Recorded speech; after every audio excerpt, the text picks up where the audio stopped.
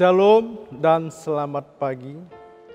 Sebelum kita mendengar firman Tuhan pagi ini, ada baiknya kita berdoa terlebih dahulu. Kita berdoa, Bapa kami yang di surga, kami bersyukur dan berterima kasih kepadamu ya Tuhan, atas campur tangan-Mu kepada kami hingga saat ini. Dan sebentar lagi kami mau mendengarkan firman-Mu. Berbicaralah Tuhan, kami sudah siap untuk mendengar. Dalam nama Yesus Kristus kami berdoa dan bersyukur. Amin. Nas renungan kita pada hari ini, Selasa tanggal 25 Agustus 2020, tertulis di dalam buku Yohanes pasal 3 ayat 27. Demikian firman Tuhan. Jawab Yohanes, tidak ada seorang pun yang dapat mengambil sesuatu bagi dirinya kalau tidak dikaruniakan kepadanya dari surga. Bapak, Ibu, Saudara yang dikasihi Yesus Kristus, kami memberikan topik renungan pada hari ini, keteladanan.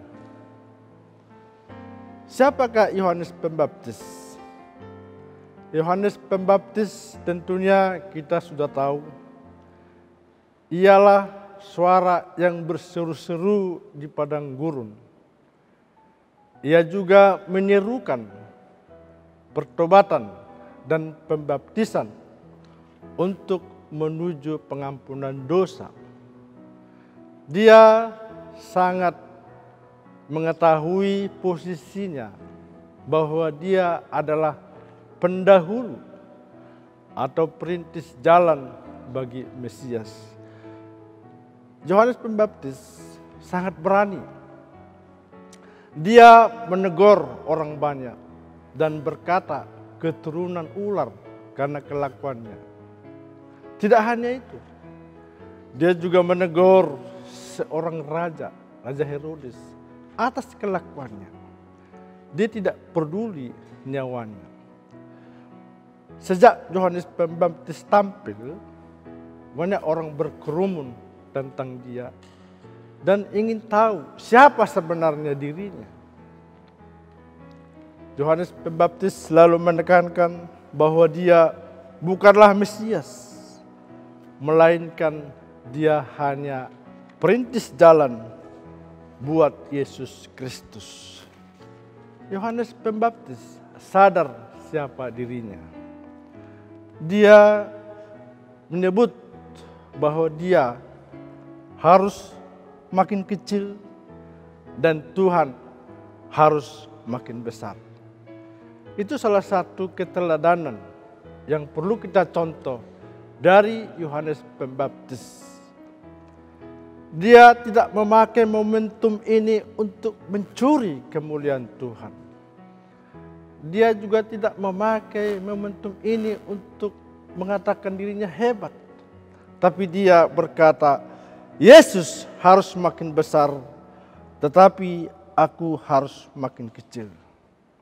Banyak perdebatan mengenai Yohanes Pembaptis.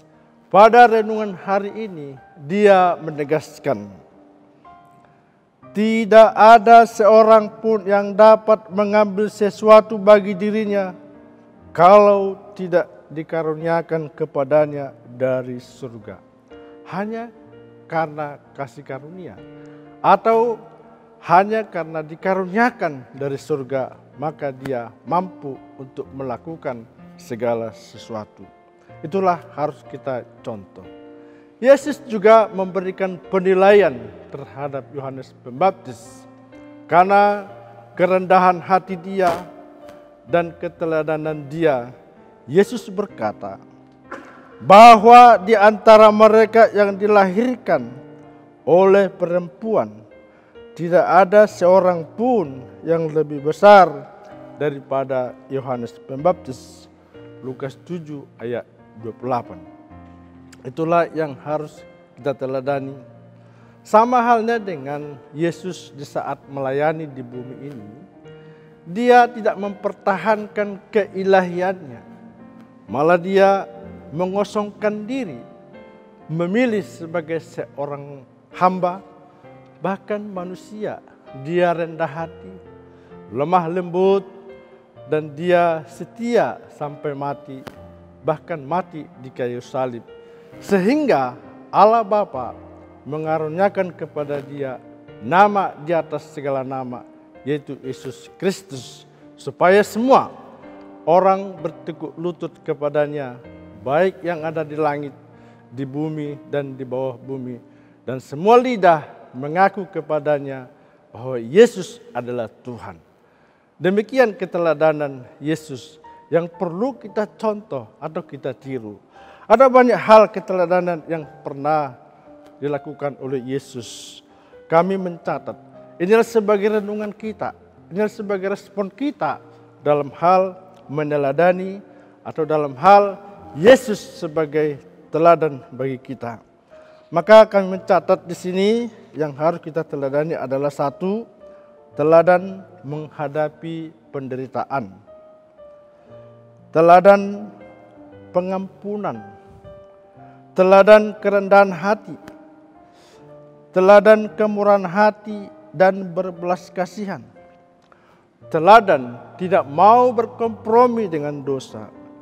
Teladan tidak mencaci maki.